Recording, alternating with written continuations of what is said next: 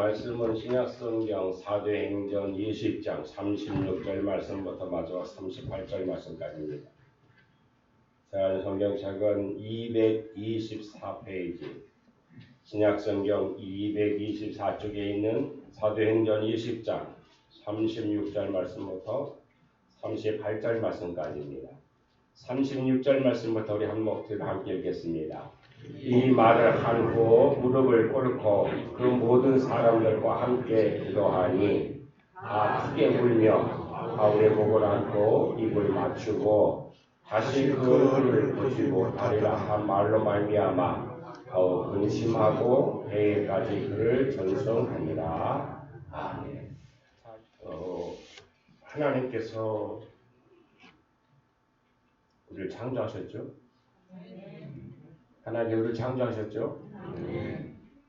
우리를 하나님이 창조하셨는데 창조하시고 나서 가정을 먼저 세우셨어요. 그리고 교회를 세우셨어요. 나라는 그 선택했던 백성들이 우리도 나라를 세워달라고 하나님 요청해서 세워졌던 거예요. 그 교회가, 그 가정이 아름다워질 수 있는 것은 그 우리는 하나요라고 하는 그 가사 가운데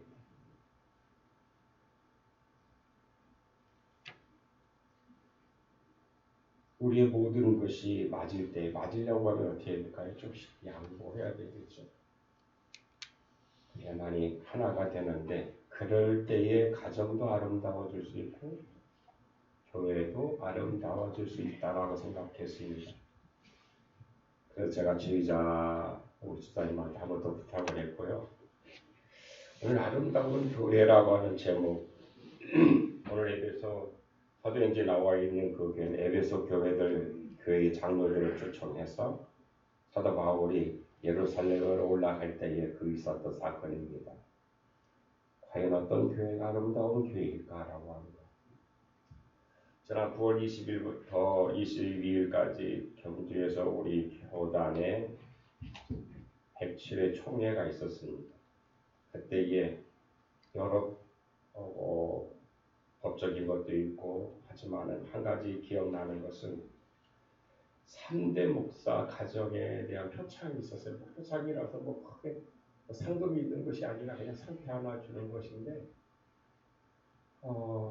우리 오장로님도 잘 아실 홍인철 목사님 그게 장로님으로 시작해서 목사가 됐고 그 가정에 아들이 둘이는데 아들 둘이 다 목사예요.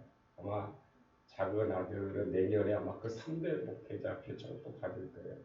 이번에 큰아들이 홍기용 목사가 3대 표창을 받았는데 그 아들이 이래가 목사를 받아서 3대 목사 가정에 표창을 받았어요. 제가 이 표창을 받았다라는 것을 말하고 싶어서 그게 아니라 사실 어저께 제가 그 홍목사님 내일을 만나서 내일 이제 그 딸이 홍기용 목사 딸이 이제 결혼식인데 갈 수 없으니까 가서 이제 인사하러 갔었는데 가서 얘기하면서 내가 들었던 얘기는 이미 한 10여 년 전에 홍기용 목사가 간암에 걸려서 당신 의사에게 당신 3개월밖에 못 살고 그랬어요. 여러분 3개월밖에 못 산다라고 했을 때 어떻게 할까요? 절망적일 거예요. 한참 그 교회에 지금 성원교회라고 하는 그 성원교회에 전도사로 부임해서 담임 목사까지 돼서 그 교회를 다시 건축하고 큰 교회는 아니지만 건축해서 열심히 재미있게 이제 목회할 일만 남았는데 한 10년 전에 갑자기 당신은 3개월밖에 못 산다라고 하는 그런 어떻게 보면 세상적인 선고는 마찬가지죠. 얼마나 기도 많이 했을까요? 그럼 기도 많이 하겠죠? 그러지 않아요? 기도 많이 한다. 교우들도 많이 기도하고 다 하는데 제가 어저께 들은 얘기는 그 아들 홍일애라고 하는 우리 이래도 태어나기 전에 무조건 이름을 짓겠다는 이래라고 했더니 자기도 이래를 졌대. 그래서 둘 다 이래예요. 근데 그 이래가 고등학교 3학년 때까지 절대 신학한다고 얘기 한마디도 안 했다는 거예요.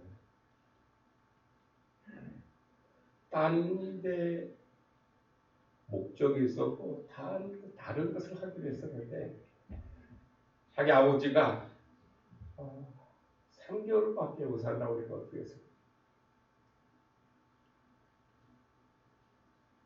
하나님 우리 아버지 고쳐주세요. 내가 신학하겠습니다. 라고 했다는 거예요. 그 아들이요. 얼마 전에 목사한테 받은 거예요.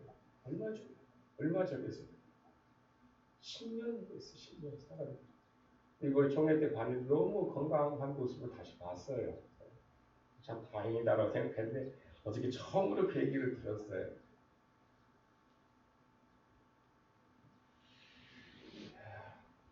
그런 아들이 희생적인 기도가 있었기 때문에 하나님이 그 기도를 들어주시지 않았을까? 여러분 그러지 않았을까요? 세상의 의사들은 3개월밖에 못 산다고 했는데 10년 넘게 살고 있어요 지금. 하나도 기적이라고 생각하지 않으시는가 보다.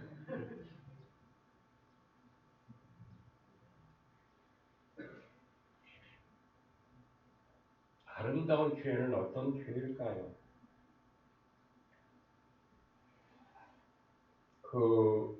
우리나라에서 가장 아름다운 교회라고 얼마 전에 건축한 사람들이 손꼽은 교회가 목포에 가면 있는데 정말 크고 세상 외형적으로 보면 아름다운 교회인 것 같아요. 외형적으로 그렇게 아름다운 교회가 아름다운 교회일까? 아니면 수십만이 모이는 교회가 아름다운 교회일까? 도대체 어떤 교회가 아름다운 교회일까? 제가 아름다운 교회라고 하는 것은 하나님이 보고 기뻐하실 거라고 하는 거예요. 하나님이 보시고 정말 너무 아름답다라고 하실 거라는 거예요.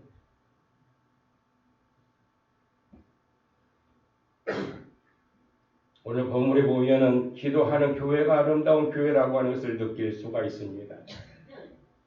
에베소 교회는 사도 바울이 1차 전도 여행 때 세워졌던 그 교회입니다.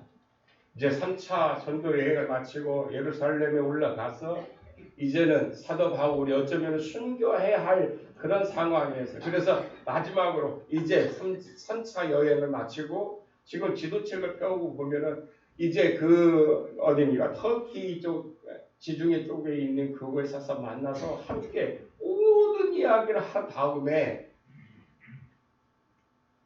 오늘 본문에도 이제 다시 얼굴 보지 못할 것이다라고 하는 그런 얘기까지 해서 얼마나 가슴 아픈가. 사도 바울이 그 에베소 장로들을 그곳까지 멀리까지 초청해서 함께 이 모든 이야기를 한 다음에 작별하는 모습이 오늘 본문에 있는 그 모습입니다. 그 마지막 모습은 무릎을 꿇고 함께 기도했다라고 하는 것이죠. 하나님 앞에 겸손해지는 것이 아름다운 일로 있습니다. 에베소 교회 장로들에게 자기가 이제 예루살렘에 올라가서 어떤 일이 있을 것인지 그렇게 이야기를 하고 사도 바울은 무릎을 꿇고 함께 기도합니다. 이는 하나님 앞에서 겸손한 모습입니다. 무릎을 꿇는다라고 하는 것은 왕 앞에 무릎을 꿇는 것입니다. 복종하겠다라고 하는 그런 의미입니다. 그런데 예수님께서 고난당하실 때 이 군인들이 가시로 면류관을 만들어 씌우고 손에는 이 쥐봉 같은 그런 적을 들어야 되는데 가시로 면류관을 씌웠다라고 하는 자체도 정말 너무나도 어떻게 보면 모욕적인 것이죠. 그런데 풀 대신에 갈대를 손에 쥐게 하고 홍포를 입히고 그리고 나서 무릎을 꿇으며 예수님께 전했다라고 마가복음 15장에 보면 나와 있어요. 이것은 정말로 예수님을 어떻게 보면은 예수님께 복종하겠다라고 하는 것은 아니에요. 당시에 많은 사람들이 예수님을 유대인의 왕이라고 하니까 왕의 모습을 만들어 놓고 실험하는 거예요. 고대로부터 이어왔던 왕에게 무릎을 꿇고 아련하는 모습을 재현함으로 예수님을 능욕하는 행위였습니다. 무릎을 꿇는다라고 하는 또 하나의 의미는 전쟁에서 패배한 장수가 무릎을 꿇는 것입니다. 싸울 때는 죽기로 힘을 다해 싸우지만 일단 전쟁이 끝나면 승리한 장수에게 패배한 장수가 항복의 의미로 무릎을 꿇는 것입니다. 그러니까 무릎을 꿇는다라고 하는 것은 결국 상대방에게 항복하는 것을 이야기하는 것, 상대를 높이는 거나 마찬가지죠. 그래서 간절한 기도를 할 때는 무릎을 꿇고 합니다. 하나님 앞에서 항복한다라고 하는 의미인 동시에 하나님밖에 없다라고 하는 표현입니다. 그리고 자신은 나는 아무것도 아닌 존재로서 오직 하나님의 도움이 필요하다라고 하는 그런 표시이기도 합니다. 성경에 보면 무릎을 꿇었다라고 하는 그런 표현들이 많은데 솔로몬은 아버지 다윗 왕이 준비했던 그 많은 것들을 통해서 성전 건축을 합니다. 성전 건축을 다 하고 이제 헌당식을 하는데 열왕기상 8장에 보면은 하나님 앞에 무릎을 꿇고 하늘을 향하여 기도와 간구를 여호와께 아뢰었다라고 했습니다. 여러분 생각해 보세요. 성전 건축이라고 하는 그 큰 일을 이루고 나니까 하나님의 위대하심이 새로워졌다라고 하는 그런 의미입니다. 그래서 그런 훌륭한 성전을 건축한 것이 자신의 업적이 아니고 내가 이렇게 훌륭해서 졌다는 거야. 내가 했다라고 하는 것이 아니라 하나님의 능력으로 그렇게 훌륭한 성전이 지어지게 됐음을 깨닫고 무릎을 꿇을 수밖에 없었던 것이죠. 큰 일하고도 내가 한 것이 아니라 하나님은 너무 위대하시다라고 하는 것을 깨닫고 기도했다라고 하는 것. 또 엘리야도 마찬가지입니다. 3년 동안 가뭄으로 피폐했던 그곳에 아합 왕과의 그 싸움에서 450명의 바알 선지자들과 싸워서 이겼죠. 그리고 이제 엘리야의 차례였어요. 엘리야는 아합 왕에게 반드시 비가 올 거예요 라고. 왜? 그럼 자기가 능력 있어가 아니라 하나님이 분명히 나의 기도를 들어주시고 하나님이 그것을 해주실 거라고 이미 하나님의 음성을 들었으니까 그가 기도하는데 열왕기상 38장에 오면은 땅에 무릎을 꿇는다라고 하는 얼마나 불편할까. 그런데 거기에 자기의 머리를 그 무릎 사이에 숙이고 기도한다라고 하는 얼마나 힘든 기도일까요? 자, 생각해보면 바알의 선지자들이 비가 안 오는 말미암아 못 다 죽었어요. 이제 엘리야도 비가 안 오면 죽을 수밖에 없는 그런 상황이에요. 그렇지만 아합 왕에게 반드시 비가 올 것이라고 하는 그런 얘기를 한 다음에 그렇게 기도하는 것이죠. 그것을 7번이나 합니다. 그 사원에게 가서 부르면 있나 없나 보라. 7번째 갔는데 손바닥만한 부르면 그러니까 아합 왕이 빨리 이제 비가 올 테니 빨리 피신하라고 말을 합니다.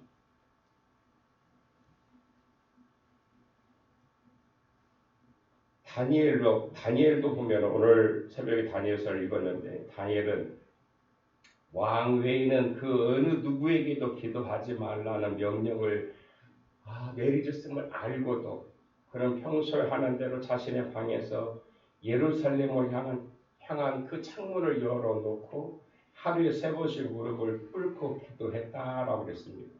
다니엘서 6장에 보면요. 다니엘은 하나님은 만왕의 왕이시기에 설령 세상의 왕이 자신의 목숨을 취한다 하더라도 하나님께 무릎을 꿇고 기도하는 그런 모습을 보게 됩니다. 결코 세상의 왕의 그 권력에 주눅들지 않았습니다. 베드로도 무릎을 꿇고 기도했습니다. 무엇보다도 예수님도 간절한 기도를 하실 때 무릎을 꿇고 하셨음을 누가복음 22장에 보면 나타나 있습니다. 사도 바울도 에베소 교회 장로들에게 당부하는 말을 다 한 다음에 이제는 모든 것을 하나님께 맡길 수밖에 없기 때문에 바울은 장로들과 함께 무릎을 꿇었다라고 36절에서 말씀합니다. 겸손히 하나님만을 바라보겠다라고 하는 것입니다. 이것이 신앙이죠. 두로에서도 하나님만을 바라보며 무릎을 꿇고 기도했던 사도 바울의 모습을 봅니다. 그뿐만이 아니라 에베소 교회에 편지할 때도 사도 바울은 그들을 위하여 무릎을 꿇고 기도한다라고 그렇게 얘기했죠. 에베소서 3장에 보면은 에베소 교회를 위해서 그렇게 무릎을 꿇고 기도했던 것입니다. 교회가 진정 아름다워지는 것은 건축물의 우아함도 있어야 하고 모이는 성도의 숫자도 있어야만 합니다. 그러나 진정한 아름다움은 크고 작고의 문제가 아니라 오직 하나님만을 바라보면서 무릎을 꿇는 모습이 있는가 없는가의 차이가 있다고 봅니다. 무릎을 꿇고 기도하는 교회, 그 교회가 아름다운 교회인 줄로 믿습니다. 또 하나, 한마음이 될 때에 아름답습니다. 하나가 될 때 아름답다라고 하는 것입니다. 교회의 아름다움은 하나가 됨에 있습니다. 바울 에베소 교인들에게 그리스도 안에 무슨 권면이나 사랑의 무슨 위로나 성령의 무슨 교제나 긍휼이나 자비가 있거든 마음을 같이하여 같은 사랑을 가지고 뜻을 합하며 한 마음을 품으라고 빌립보 교회에 편지했습니다.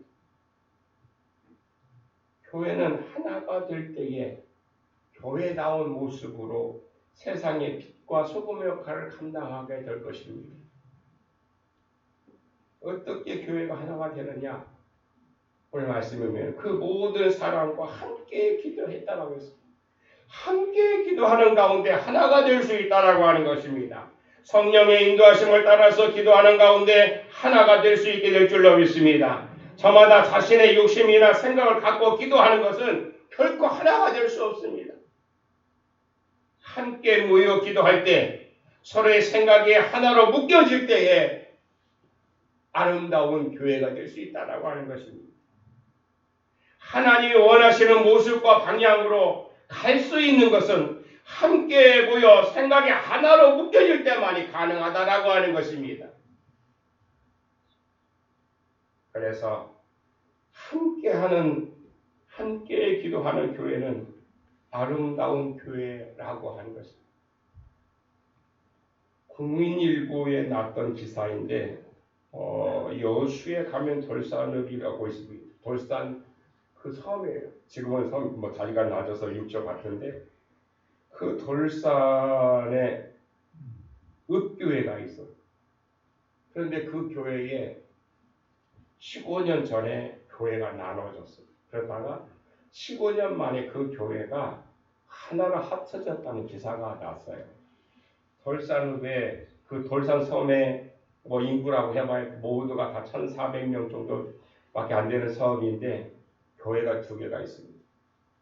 요즘 우리가 다니다 보면 교회가 참 많아요. 한 교회에 조그마한 동네에도 막 2개씩 나눠져 있는 그런 것을 보아. 그게 과연 하나님께 영광을 돌릴 수 있을까요? 교회가 많아서? 옛날에 그런 말을 했어요. 서울에 가서 밤에 서울 야경을 보면은 십자가가 너무 많이 있었어요. 그것이 과연 하나님의 교회, 하나님의 영광을 돌릴 수 있느냐라는 거예요. 교회가 둘로 나눠지다 보니까는 어떤 문제가 생기는 한 동네에서 돌산읍 교회와 돌산 제일교회로 이렇게 둘로 나눠졌는데 그러다 보니까는 부모는 돌산읍 교회 나가, 자녀는 돌산 제일교회 나가는 그런 일들이 생겨요. 그러지 않을까요? 동네에 싸우다 보니까 두 교인들이 싸울 수도 있어요. 그러지 않을까요? 교회 다니는데 안 싸울까? 생각해 보세요. 그런 갈등이 있을 수밖에 없었겠죠. 서로 주민이 다투다 보면은 그 교회로 인해서 벌성사로 모습이 계속되었습니다. 그런 차에 돌산 제일교회의 서른 목사님이 부임하면서 목회자들이 처음에 싸우다 보면은 그 갈라졌던 당시의 목회자들은 절대로 하나가 되지 않는데 그 다음 목회자가 오면 좀 그렇게 되는 것 같아요. 돌산 제일교회의 강단 교류가 시작되었어요. 당신네 교회 서로 이렇게 바꿔가면서 강단교로 하는데 그렇게 그냥 시작된 거예요. 처음부터. 처음에는 이제 목사님들 왔다 갔다 하다가 한참 후에 한 해가 지난 다음에 벌산제일교회 목사님께서 선교차 자메이카 아프리카에 2개월 동안 갔다 올 수밖에 없는 그런 상황이 됐어요. 목사님이 돌산업교회 목사님이 이 주일 예배를 누구한테 맡길까 한참 고심하다가 돌산 제일교회 목사님한테 맡기기로 했어요. 그 후 교회가 하나로 다시 합쳐지자라고 하는 의견이 나오기 시작했고 양 교회에서 정책 당회를 여는 등 노력을 다했습니다. 그래서 두 교회는 공식적으로 하나의 교회가 되자라고 노력했습니다. 그래서 15년간 갈라진 두 교회가 하나 되기까지 2년 동안 서로 많은 것을 포기해만 했습니다. 내려놓는다라고 얘기하죠. 우리는 참 기도할 때도 이런 단어를 잘 써요. 포기했어요. 목사님 한 분은 부목사가 되어야 했고 장로님들 가운데 어떤 분은 중직이었지만 다시 평신도로 내려가야만 했습니다. 하지만 교회가 다시 하나로 합쳐진다라고 하는 것은 그런 귀중한 일이 있었기 때문에 저들은 모두 모든 걸 내려놓고 하나 되기를 시작했던 것입니다. 무려 그것이 2년이라는 세월이 걸렸습니다. 2년이라고 하는 과정 속에서 하나 되기 위하여 그들은 끊임없이 기도하면서 이 모든 것을 이뤘기 때문에 국민일보에 게재되었던 것입니다. 교회가 갈라져 본당에서는 담임 목사파가, 교육관에서는 새로 보신 목사님파로 나누어 서로 몸싸움 해가면서 예배 드리는 경우가 많죠.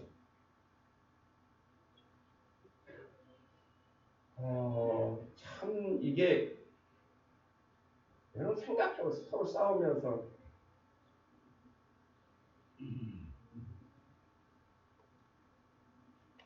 그런데 이것은 우리나라의 기독교를 전했던 미국에서부터도 그런 일이 있었어요. 장로교 하면은 미국에서 굉장히 성장을 했고, 그래서 미국에 보면 옛날에는 미국 역사를 기독교 역사를 통해서 북장로교회, 남장로교회 이렇게 딱 나눠졌습니다. 그런데 1860년대에 남북 전쟁이 일어나죠. 미국에. 왜 일어났을까요?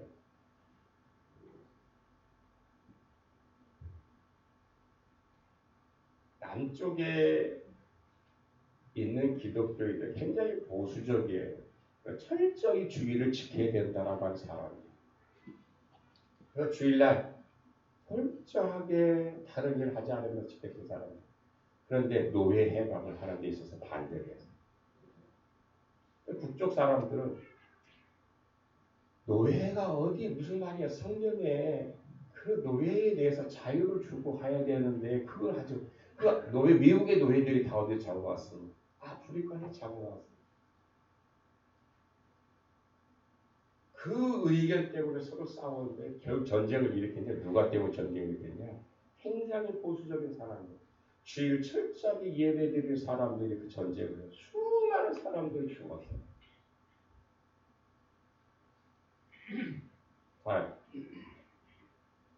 주일날 예배 드리는데 한쪽에서는 본당에서 드리고 한쪽에서는 교육관에 드리고 세상 사람들이 볼 때 교회 안 다니는 사람 볼 때 어떨까요? 웃을 거예요. 그런 교회 다니겠어요? 하나님도 그 기뻐하지 않으니 그런 마음 가진 것 자체가 하나님은 이미 하신다라고 하니 어떻게 그런 마음을 가지고 아까 우리는 하나 되어라고 하는 그 찬양 가사에 보면 서로 다를 수 있어요.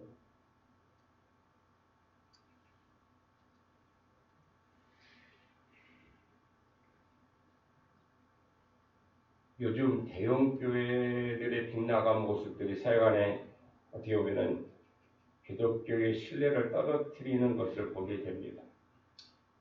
과연 그렇게 수십만 명 모이는 교회를 만들어서 하나님께 영광이 돌렸을까요?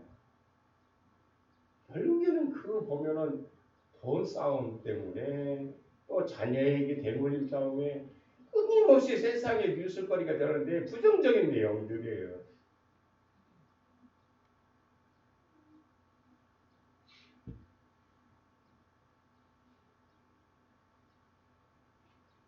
그렇게 커가지고 오히려 세상 사람들의 손가락질을 받는 현실 속에서 정말 우리는 작지만 이 돌산교회의 모습을 보면서 정말 귀감에 대한 하나 되는 것을 귀감에 대한 모습을 보게 됩니다. 교회는 하나 되어야 할 줄로 믿습니다.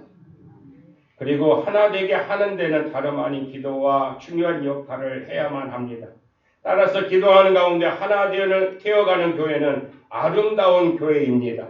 함께 기도하며 하나의 교회를 이루어가는 그런 성도들의 삶이 되시기를 주님의 이름으로 기원합니다. 마지막으로 아름다운 교회는 내 뜻을 이루는 교회가 아니라 하나님의 뜻, 주님의 뜻을 이루어나가는 때에 아름다운 교회가 될 줄로 믿습니다. 바울은 에베소 교회 장로들이 함께 기도하면서 선택한 길은 바울이 예루살렘으로 가면 말할 수 없는 핍박을 받게 되리라고 알고도 하나님의 뜻이 그리로 가는 것임을 사도 바울은 받아들인 겁니다. 두로에서도 마찬가지였습니다. 그곳에도 사람들이 사도 바울을 만류했습니다. 왜 만류했습니까? 그 예루살렘에 올라가면 많은 고난을 겪어야 하고 순교해야 될지 몰랐어요. 그렇게 만류한 사람들이 믿음이 없는 사람이 아니었습니다. 하지만 바울과 저들은 서로 부둥켜 안고 울며 기도하면서 그 길을 받아들였습니다. 하나님께서 바울이 예루살렘에 가는 길을 감당할 수 있도록 기도했던 것입니다. 참된 기도는 하나님의 뜻을 내게 맞추는 것이 아니에요. 내 뜻을 하나님께 맞추는 것이 참된 기도인 줄로 믿습니다. 기도를 진정으로 하면 이런 결과가 나오기 때문에 기도하는 교회가 아름다운 교회인 것입니다. 기도하면서 우리가 잊지 말아야 할 것은 하나님이 원하시는 것이 무엇인지 깨달아야 됩니다.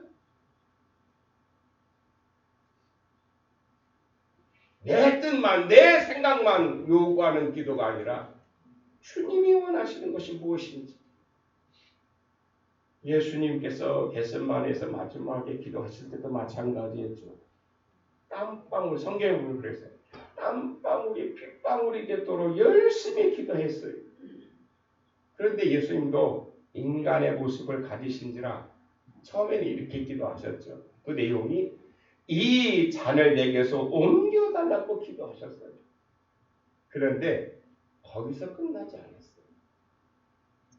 예수님의 기도는 이 잔을, 이 고난을 내게서 옮겨달라고 거기서 끝난 것이 아니라 마지막에 최종적인 예수님의 기도는 그러나 내 원대로 마옵시고 내 뜻대로 하지 마시고 아버지의 원대로 아버지의 뜻대로 되기를 원하나라고 기도하신 이후에 십자가의 그 고난의 길을 가셨던 것입니다. 참된 기도는 어려움이나 피하려고 하는 게 아닙니다. 참된 기도는 복이나 받으려고 하는 기도가 아닙니다. 참된 기도는 하나님이 원하시는 것이 무엇인지를 그리고 그것을 이루기 위해서 하는 기도가 참된 기도인 줄로 믿습니다. 생각해 보세요. 내가 바라고 원하는 것보다도 하나님이 주시고자 하신 것이 더 크다라고 하는 것을 잊지 마시기 바랍니다. 내가 아버지가 원하는 것이 무엇인지 알고 그것을 행하면 하나님께서는 그보다 더 큰 것을 허락하시겠죠. 그렇지 않습니까?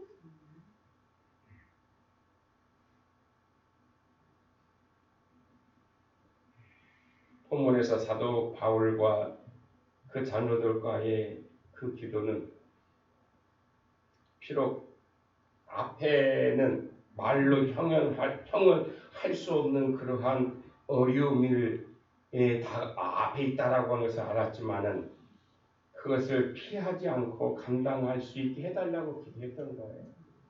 우리는 이런 일이 있을 때 이거 좀 피해 주세요라고 기도하겠죠.